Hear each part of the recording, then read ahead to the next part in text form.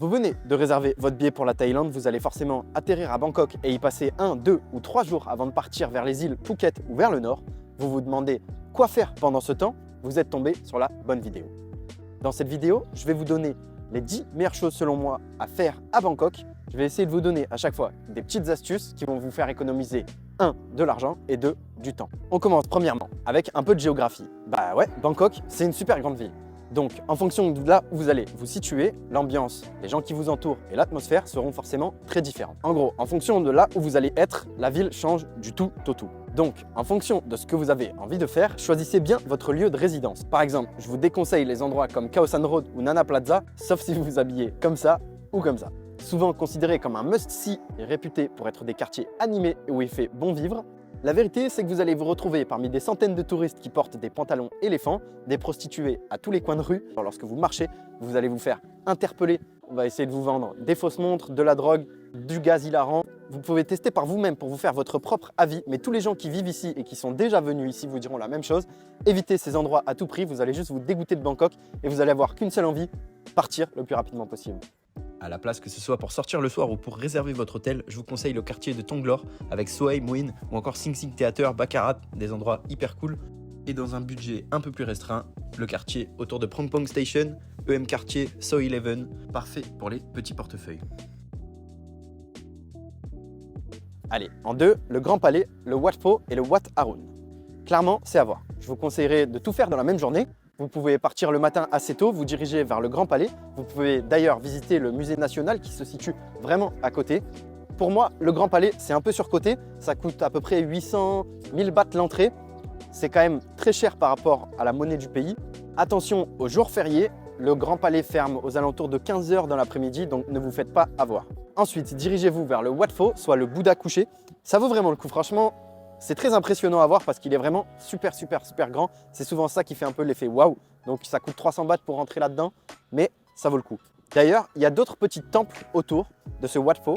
N'hésitez pas à aller y jeter un œil. Franchement, je crois que les gens passent un petit peu leur chemin, ils se focalisent uniquement sur ce Wat Pho. Mais autour, il y a des petites structures qui sont à voir et qui sont super cool. Donc allez-y, pensez-y. Ensuite, sur les lueurs de la fin de journée, allez voir le Wat Arun. Alors celui-là, masterclass. C'est vraiment pour moi le plus beau temple de Bangkok. Depuis le Wat Pho, vous pouvez prendre un petit bateau qui coûtera à peu près 10 bahts. Ne vous faites pas avoir, hein. Prenez pas les bateaux qui vont vous faire traverser pour une somme équivalente à 10 € ou un truc comme ça. Vous allez vous dire que c'est pas cher parce que vous êtes européen, mais non, je vous promets, c'est très cher. Vous pouvez traverser la rivière pour juste 5 ou 10 bahts, soit même pas 20, 30 centimes. Donc voilà, ne vous faites pas avoir. Vous traversez la rivière et ça y est, vous arrivez au Wat Arun. Profitez, faites le tour. Vous pouvez même monter un petit peu dessus, regardez la vue sur la rivière. C'est top. Franchement, passez du temps au Wat Arun, vous n'allez pas le regretter.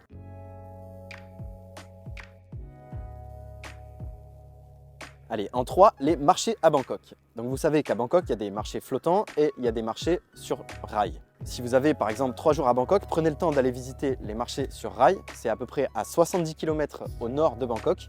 Ça va vous prendre une demi-journée, une journée, mais ça vaut le coup si vous avez autant de temps. Si vous passez que 1 ou 2 jours à Bangkok, passez votre chemin, allez plutôt sur les marchés flottants qui sont environ à 20 km du centre. C'est quand même sympa à voir et ça prend moins de temps surtout. Si vous êtes en visite express à Bangkok ou alors s'il vous reste du temps et que vous avez déjà vu pas mal de choses, allez au marché de Chatuchak. Alors celui-là, il est super. Donc le marché de Chatuchak, c'est 5000 stands où vous pourrez trouver vraiment tout et n'importe quoi. Ça va de la nourriture aux vêtements, de la vaisselle, des portefeuilles. Vous pouvez même acheter des animaux, vous allez voir, c'est surprenant. Ils vendent des chatons, des chiens, des tortues, des hamsters, des lézards.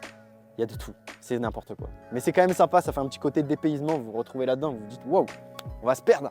Mais non, en vrai, c'est très bien organisé. Il y a même un food court sur le côté où il y a pas mal de restaurants où vous pouvez manger pour 1-2 € au top. Il est super facile d'accès, vous prenez le MRT, soit le métro, c'est la ligne bleue. Vous vous arrêtez au Chatuchak Market, n'hésitez pas à négocier les prix et faites comme au Bled. S'ils vous disent non et qu'ils vous disent non, on ne fera pas baisser le prix, juste partez. Vous allez voir, ils vont vous rappeler et d'un coup, la négociation sera plus ouverte. Allez, en 4, les malls. À Bangkok, il y a une multitude de centres commerciaux très modernes qui sont juste magnifiques et qui valent à eux-mêmes le détour. Le plus grand, c'est Central World. Le plus stylé, c'est Icon Siam, celui-ci comportant un marché traditionnel reconstitué au niveau 0, une cascade tombant du plafond au niveau 9 et sa vue imprenable sur la rivière Chao Phraya où vous pourrez prendre une bière, manger sur le rooftop. C'est vraiment incroyable. Profitez de l'ambiance, profitez de la vue.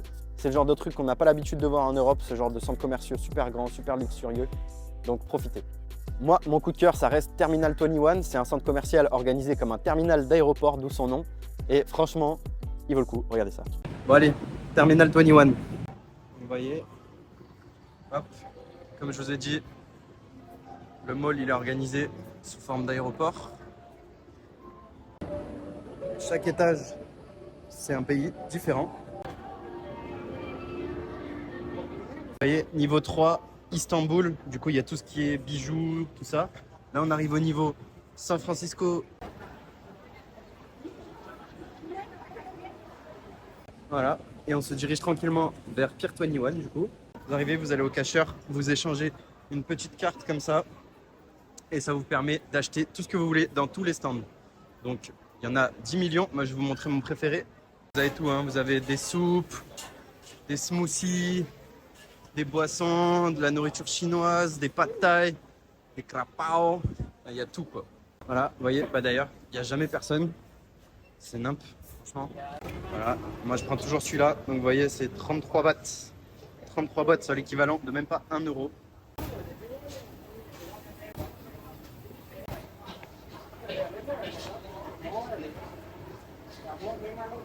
Et voilà, œuf, porc, il y a de tout.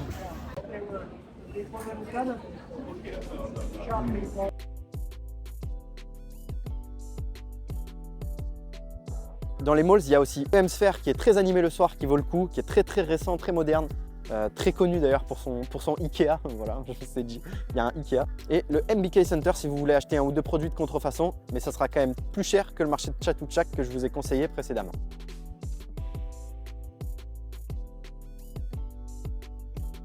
En 5, là, on arrive sur du lourd, sur du vrai Bangkok. On rejoint un petit peu le point précédent, mais allez vous balader à Siam Square. Siam Square, qu'est-ce que c'est? C'est un espace piéton qui représente la convergence de 2 ou 3 malls dont j'ai pas encore parlé. Prenez un smoothie, un Thai tea, baladez-vous, imprégnez-vous de l'ambiance qui y règne. Aux alentours de cet endroit, il y a l'université la plus connue de Thaïlande qui s'appelle Chulalongkorn.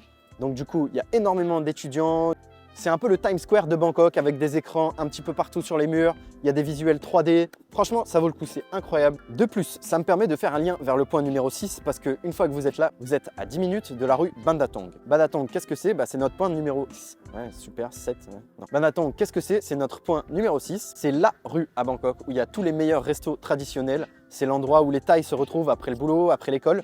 C'est là où ils vont manger entre eux, c'est là où ils vont boire une bière. C'est super local, c'est là où en général les Thaïs vous amènent quand vous voulez aller boire, manger un coup avec eux. C'est vraiment pas touristique, moi je vous conseille de prendre un petit taxi moto qui vous amènera soit en haut, soit tout en bas de la rue et puis après juste remonter ou descendez la rue.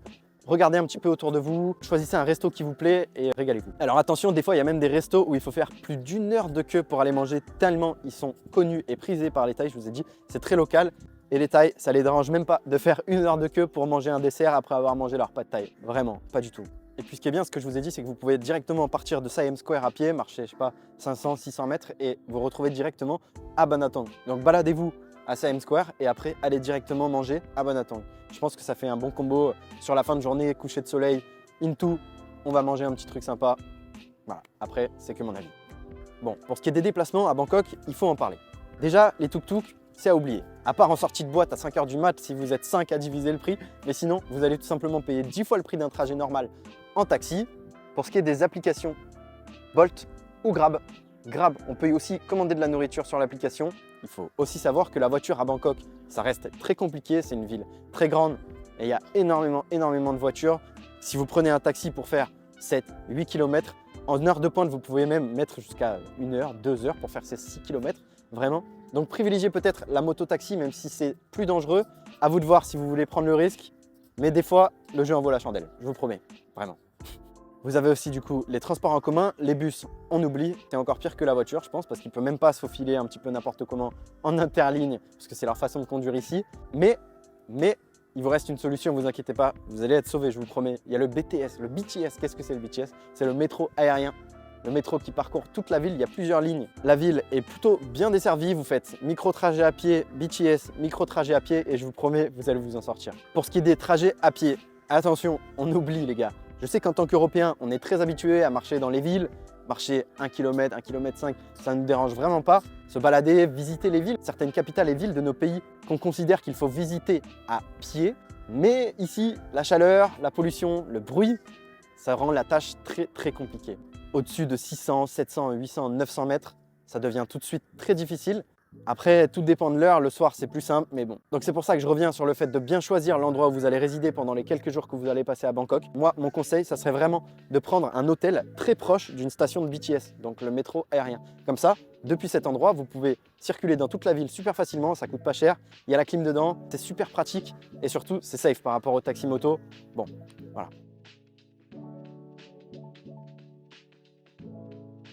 En numéro 7, les parcs. Bangkok, c'est une ville qui est très bruyante, très polluée. Ça fait du bien des fois de juste venir se balader dans un parc. Ici, là où je tourne cette vidéo, c'est le Benchakichi Park qui est très près de Terminal 21 dans le quartier d'Asok. D'ailleurs, c'est juste à côté de Nana, mais vous inquiétez pas, ils sont pas là. Vous avez le parc de Lumpini qui est super grand. D'ailleurs, c'est un endroit où les gens viennent faire leur footing le soir dans les heures les moins chaudes de la journée. Donc c'est cool. Ouais, c'est cool, ouais. Le parc de Lumpini, c'est le plus grand de Bangkok. Il est à peu près situé dans le centre. Si vous allez au marché de Chatuchak, comme je vous ai conseillé, prenez un petit temps pour faire un détour au parc de Chatuchak, qui est vraiment, je crois que c'est à 400-500 mètres juste à côté. Alors celui-là, vous pouvez faire un bon tour. Il y a même des espèces d'endroits où ils mettent des fleurs, des rizières. Allez faire un tour, ça vaut le coup. Franchement, c'est cool. Vous risquez de croiser plein de ces gros lézards là.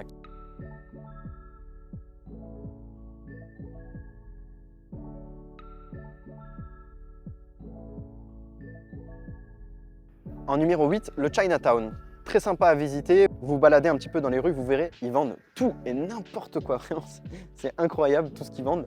Si vous aimez la nourriture chinoise, vous allez y trouver votre bonheur en vous baladant dans ces petites dédales. Par contre, mon conseil, ça serait d'y aller le soir. C'est valable pour Bangkok en général, mais pour le Chinatown encore plus. Vous avez ces énormes panneaux LED sur les côtés qui, la nuit, du coup, rendent l'ambiance beaucoup plus magique, beaucoup plus féerique. Vous avez cette ambiance d'illumination.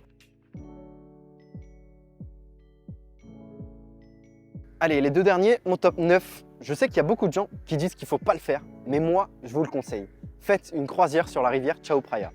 Alors ouais, il faudra sortir un bon 30, 40, 50 € par personne, mais c'est quand même un buffet à volonté sur un yacht. Vous allez descendre toute la rivière sous forme de S, même un peu plus qu'un S, mais vous pourrez vraiment admirer les bords de la rivière. Vous allez repasser devant le Wat Arun que je vous ai déjà conseillé, Icon Siam que je vous ai aussi conseillé. Vous allez voir d'autres petits temples sur les côtés qui sont inconnus au bataillon, mais en fait ça rend juste magique. Ils sont illuminés le soir, donc ça rend encore plus beau. En fait, moi mon message c'est ça, c'est que le soir Bangkok, la ville elle se transforme.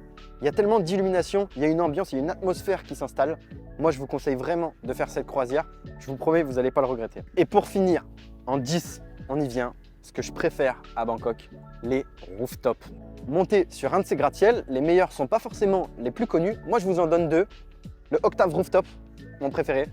Et en deux, le Hanuman Sky Bar, très sympa aussi. Prenez-vous une bière, un cocktail, prenez le temps de poser vos yeux sur la skyline qui s'illumine et qui se dessine sous vos yeux. Moi, mon conseil, ça serait d'y aller pour le coucher du soleil et attendre que la nuit tombe un petit peu pour profiter vraiment de l'ambiance. Mon dernier conseil, ça serait de faire attention. Pourquoi ? Parce qu'une fois que vous serez là-haut sur ce gratte-ciel, vous allez avoir un gros problème, c'est que vous allez avoir envie de déménager à Bangkok. Cette ville, elle a une aura. Tu regardes de loin, les gratte-ciels, les lumières, tu sens un truc.